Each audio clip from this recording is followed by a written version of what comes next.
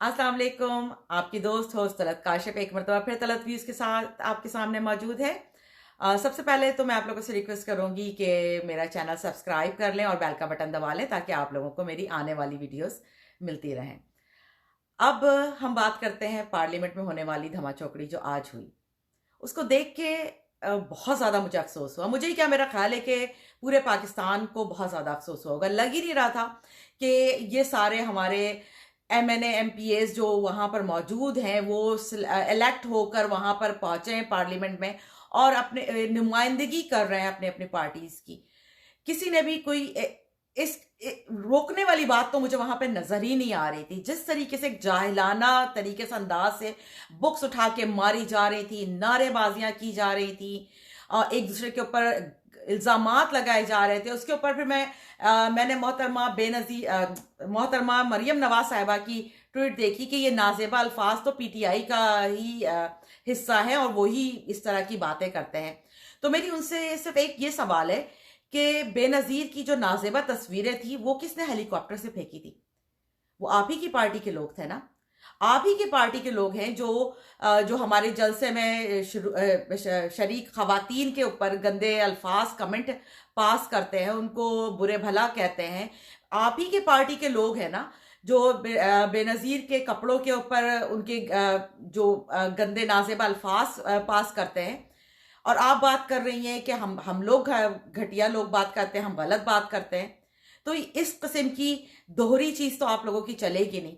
आप ही है ना जो बिलावल को इतना बुरा भला, और आप ही के वालिद मोहतरम थे ना जो गलीज जुबान इस्तेमाल करते थे बेनजीर के लिए, ज़ियाउल हक के लिए। किस किस के लिए किस किस के आप नाम लेंगे? हर किसी के ऊपर उन्होंने इस तरह के अल्फाज इस्तेमाल किए हैं। आप लोगों ने किस जगह पे कहां पे गंदगी नहीं की, आप ये बताइए। वो सारी बातें अपने मेरे पास मेरा ख्याल है कि शायद इतना डाटा नहीं होगा, और या मैं अगर सारी वीडियोस ढूंढ के लेकर आऊं तो शायद, लेकिन बात यही होती है कि शर्मिंदा वो शख्स होता है जिसको थोड़ी सी शर्म होती है। लेकिन यहां पर इस तरह का माहौल बन चुका है कि कोई किसी अपनी बात को कोई मानने के लिए तैयार नहीं है। हमारे एमपी एमएनए ने भी गलती की है, उनको भी नहीं जवाब देना चाहिए था। लेकिन बाज वक़्त इतना ज्यादा कहते हैं ना कि इस वक्त इन लोगों ने, जब से ये बजट आया है, इन लोगों को ये बजट हजम नहीं हो रहा कि कैसे पीटीआई गवर्नमेंट ने इतना कॉम्प्रिहेंसिव बजट जो है वो पेश कर दिया है जिसके ऊपर ये कुछ कर नहीं सकते, ये कोई ऑब्जेक्शन नहीं कर सकते। इसीलिए वो बजट इनको उस वक्त से ये चुभ रही है गवर्नमेंट। उस वक्त से ये मुसलसल उठा के कोई ना कोई हुल्लड़बाजी अपने असेंबली के जो पार्लियामेंट के अंदर हो रहा है। इमरान खान साहब को स्पीच नहीं करने देते, हमारे जो दूसरे एमएनएज वगैरह हैं उनको स्पीच नहीं करने देते। क्यों? क्योंकि ये सुनना नहीं चाह रहे, क्योंकि इनको पता चल चुका है कि इनकी फेलियर जो है, इनकी जो प्रोपेगेंडा है वो अब किसी काम नहीं आने वाली है। इमरान खान गवर्नमेंट जो है बहुत अच्छे से इस वक्त अल्हम्दुलिल्लाह आगे की तरफ बढ़ रही है, मुल्क की बेहतरी के लिए काम कर रही है, और वो इनसे बर्दाश्त नहीं हो रहा है। और इस वजह से ये कुछ ना कुछ इस तरह की हरकतें मुसलसल असेंबली में कर रहे हैं। लेकिन इससे नुकसान क्या हुआ? अब क्या क्या फायदा, किसको क्या मिला?